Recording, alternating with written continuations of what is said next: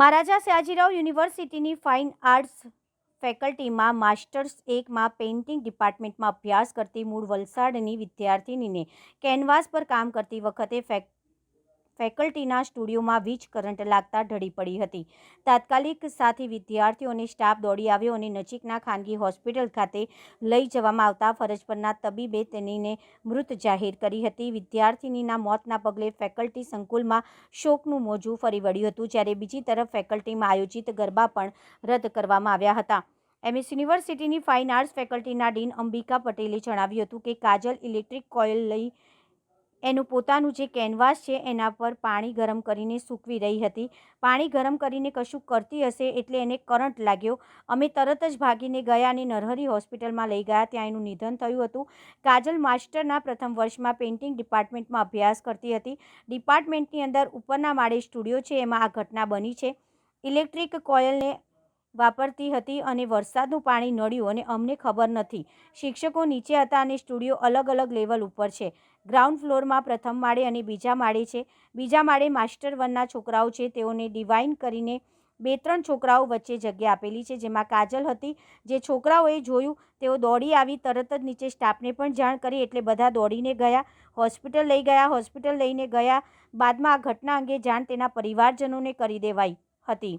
કાજલ મૂળ વલસાડની છે, જ્યારે બીજી તરફ ખાનગી હોસ્પિટલ ખાતેથી વિદ્યાર્થિનીના મૃતદેહને એસએસસી હોસ્પિટલ ખાતે પોસ્ટમોર્ટમ માટે ખસેડવામાં આવ્યા હતા. બનાવના પગલે પોલીસે આગળની કાર્યવાહી હાથ ધરી હતી. વિદ્યાર્થિનીના મોતથી સમગ્ર ફેકલ્ટીમાં ગમગીની છવાઈ ગઈ હતી, જ્યારે આ ઘટનાથી ફેકલ્ટીમાં યોજાતા ગરબા પણ રદ કરી દેવામાં આવ્યા હતા. ઘટના છે એને ધ્યાનમાં લઈને અત્યારે એક કમિટી નિયુક્ત કરવામાં આવી છે. ફેકલ્ટીઝમાં હોસ્ટેલ્સની અંદર પણ આવી સંભાવનાઓ બની શકે. વર્કશોપ છે, લેબોરેટરીઝ છે, તેની અંદર જે બન્યું તે ખૂબ જ દુઃખદ છે. આ અકસ્માત કોઈની પણ સાથે બની શકે અને આ ન બને એ માટે થઈને વાઇસ ચાન્સલર શ્રીએ એક કમિટીનું ગઠન કરવાનું અત્યારે ડિસાઇડ કરેલ છે. જે ઇન્સિડન્ટ આખો બન્યો એની અંદર વોટર હીટિંગ રોડ થી સ્ટુડન્ટ પાણી ગરમ કરી અને પછી તેને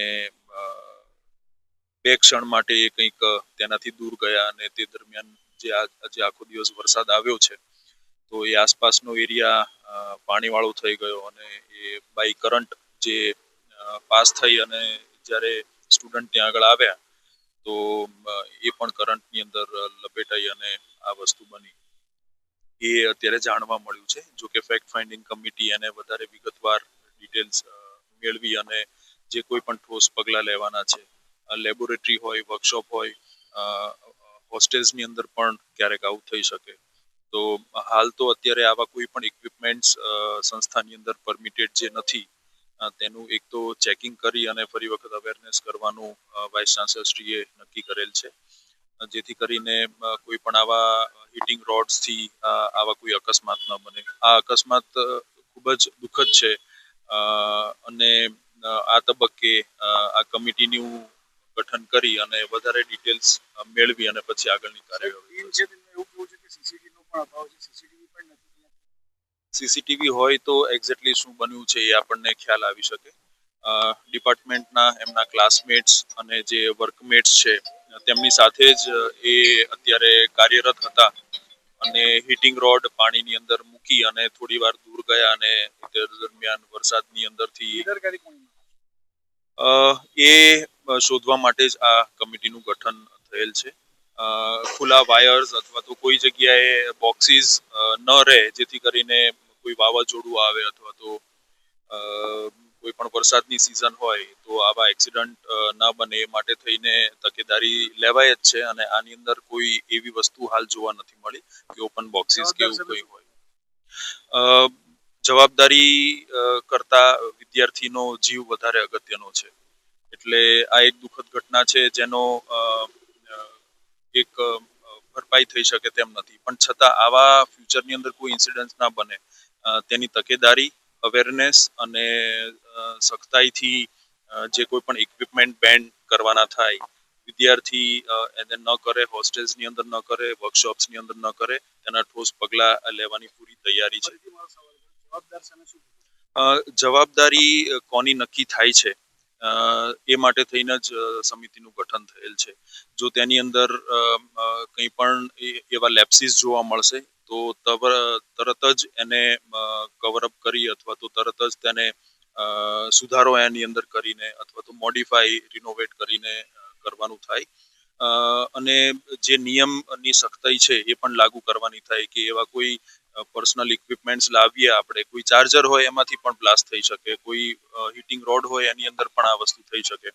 તો આ તમામ વસ્તુઓ ન થાય તેની તકેદારી, સખ્તાઈથી અમલીકરણ અને જે કોઈ પણ આની અંદર ફેક્ટ ફાઇન્ડિંગ કમિટીની અંદર જે રિપોર્ટની અંદર આવશે એ માહિતી મળ્યા પછી જે નક્કી થઈ શકશે કે એની અંદર કયા પ્રકારનું આગળ કાર્ય કરવાનું. કેટલા દિવસમાં રિપોર્ટ સબમિટ કરવાની છે? કમિટી આવતીકાલે જ આની પહેલી મીટિંગ કરશે અને ત્યાં આગળ ફેકલ્ટીની અંદર જે ઘટના સ્થળ છે તેને જઈને એનું રિવ્યુ કરશે અને કાલ સાંજે એની ફરી વખત રિવ્યુ મીટિંગ પણ એની આ રાખેલ છે. એટલે 2-1 દિવસની અંદર આની અંદર બેઝિક જે કોઈ પણ ઘટના સ્થળ ઉપર ઓબ્ઝર્વેશન થી રિવ્યુ થશે તેનું તારણ આવી જશે અને પછી તાત્કાલિક એના ઉપર અમલવારી કરવાની થાય. જે કોઈ પણ એની અંદર ઇન્ફ્રાસ્ટ્રક્ચરલ રિક્વાયરમેન્ટ્સ હોય અથવા તો કોઈ પણ એની અંદર બીજા નિયમો અથવા તો એ લાગુ કરવાના થતા હોય તો નોટ ઓનલી એ ફેકલ્ટીની અંદર તમામ ફેકલ્ટી વર્કશોપ્સ ઇવન પ્લેગ્રાઉન્ડ્સની અંદર હોય કે એ હોસ્ટેલ્સની અંદર હોય તેનો અમલ કરવામાં આવશે જેથી કરીને આવું એક્સિડન્ટ ફરી વખત યુનિવર્સિટીમાં ના બને. એવું નહીં લાગતું કે આમાં Very shocked to hear this, and I will see that what has happened exactly. Accordingly, we'll see, investigate the matter, and we'll see come to some conclusion. Sir आप तो कंक्लूजन पे आओगे लेकिन आप क्या मानते हो कि किसकी किसकी वजह से? पता नहीं, मुझे कुछ भी पता नहीं. अभी मैं देख रहा हूँ, सुन रहा हूँ. मैटर को कैसे स्क्रूटिनाइज करेंगे? एक फैक्ट फाइंडिंग कमेटी बनाई जाएगी, उसमें देखेंगे कि क्या हो गया एक्चुअली. उसके ऊपर घटना का फैक्ट फाइंडिंग कमेटी तो बनती ही है, पर ये घटना यूनिवर्सिटी के कैंपस के अंदर हाँ, बनी है. वही है ना. कितना मैं गंभीरता अभी से इतना सीरियस हूँ और इतना शॉक हूँ कि मैं आपको बता नहीं सकता. मैं ज्यादा कुछ बोल भी नहीं सकता इस समय. Sir I'm really shocked. ये है, पर आपको यानी बीसी है, you have to take a sensible decision over here. So what kind of We'll see now. We have to see what has happened exactly, because I'm just now getting the bits and what has exactly happened. Once I will get everything, then I will. Sir come to आपको कब inform किया? तुरंत 4-5 बजे थे, मैं travel कर रहा था, मैं इमीडिएट इधर आया. अच्छा, ये जितने भी पूर्व नेता वगैरह है, विद्यार्थी है, उनका ये कहना है कि ये ऐसी घटनाएं पहले भी हो चुकी है. तब कोई यानी डिसीजन अब कैसे ठोस सबूत पहले के साथ यानी- जो हुआ है उसके बारे में फैक्ट तो सामने आ जाए, फिर बता सकते हैं हम क्या कर सकते अभी एज ऑफ नाउ आपने क्या डिसीजन लिया है? हैं. अभी तो मैं फैक्ट फाइंडिंग करूंगा जो भी हुआ है. कौन कौन रहेगा कमेटी में? वो मैं